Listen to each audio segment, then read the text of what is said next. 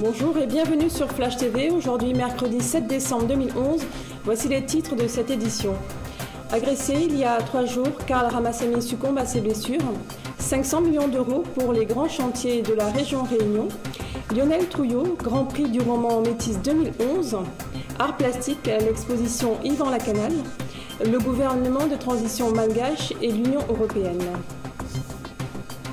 Suite du fait divers annoncé lundi dernier relatif à une agression à la Grande Montée, la victime, Karl Ramassamy, plongé dans le coma depuis dimanche dernier, a succombé à ses blessures au CHR de Balpierre.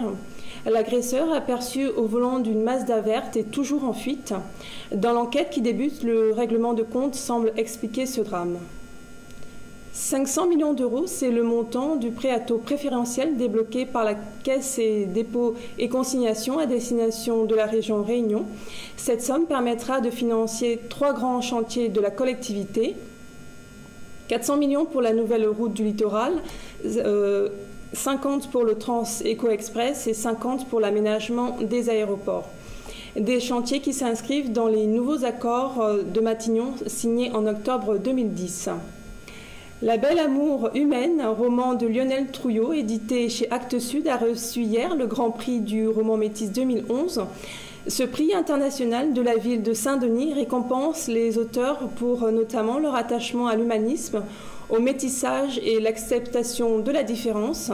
Métis nous sommes et métis est l'avenir du monde, a indiqué Gilbert Annette, maire de Saint-Denis. Précisons que Lionel Trouillot, auteur d'origine haïtienne, a succédé à Mohamed Assaoui, président du jury. La mention spéciale a été attribuée au roman Sur feuille de songe de Catherine Pinali. Yvan Lacanal, c'est une exposition à la Villa de la Région, rue de Paris à Saint-Denis. Un travail plastique avec de la colle industrielle pour interroger diverses questions d'actualité, loi et incarcération, liberté de l'homme et de la femme, droit au logement, pouvoir. Autant de projections d'abord guidées par l'émotion, rencontre avec le plasticien. Suite de la Biennale de Florence.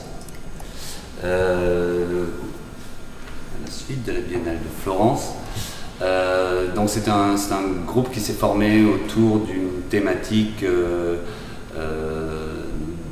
je dirais, d'expression et de volonté de partager les expériences de chaque plasticien issus de milieux et de pays différents. C'est-à-dire qu'il y a aussi bien donc, des Américains que des Irlandais, des Croates, des Grecs, voilà. Donc on s'est réunis et on a créé un groupe avec un manifeste qui a cette volonté justement d'échange au niveau artistique et au niveau humain, surtout au niveau humain.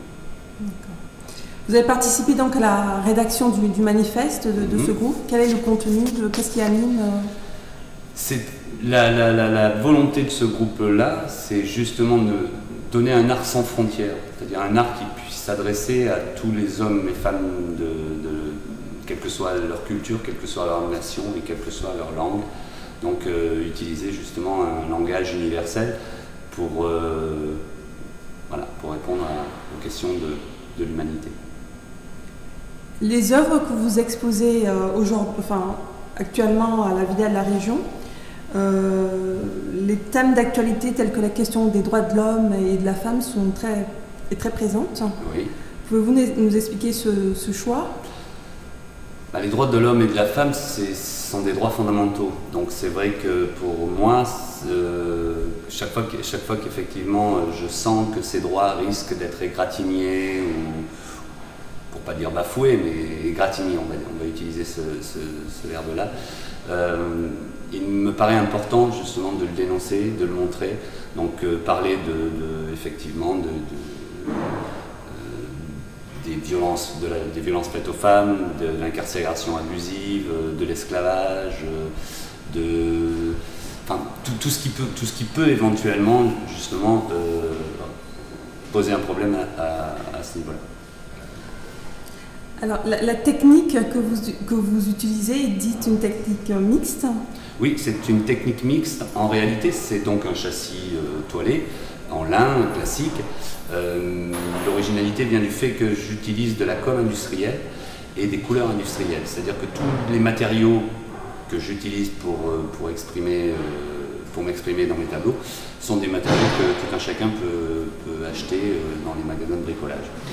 Donc il me semblait important d'utiliser des matériaux d'aujourd'hui pour parler de faits d'aujourd'hui et de problématiques très contemporaines. Retrouvez cette exposition jusqu'au 18 décembre et sur le site qui s'affiche. De nos confrères de Viva Événements, le gouvernement de transition devant l'Union européenne. L'Union européenne appuiera sous condition le processus de transition à Madagascar et une relance progressive de sa coopération au développement avec la Grande Île. Voilà en général la teneur du communiqué émanant du Conseil de l'Union européenne en date d'hier. La campagne de dénigration menée par le sénateur européen Louis Michel n'aurait pas donc porté ses fruits, ce dernier qui a fustigé le pouvoir de transition de ne pas respecter à la lettre les termes de la feuille de route et allant encore plus loin, exige de l'Union. La météo du jour à présent. Un temps plutôt ensoleillé à La Réunion avec des températures de 25 degrés à 27 degrés. Dans le reste de la zone, ce sera principalement pluvieux et nuageux à Madagascar, Seychelles, Mayotte et aux Comores. Du côté des températures, elles s'échelonneront de 21 degrés à Madagascar jusqu'à 32 degrés au Sri Lanka. C'est la fin de cette édition. Merci de votre fidélité. Je vous retrouve demain pour l'édition de la mi-journée. En attendant, l'info continue sur flashtv.re. Très bon après-midi.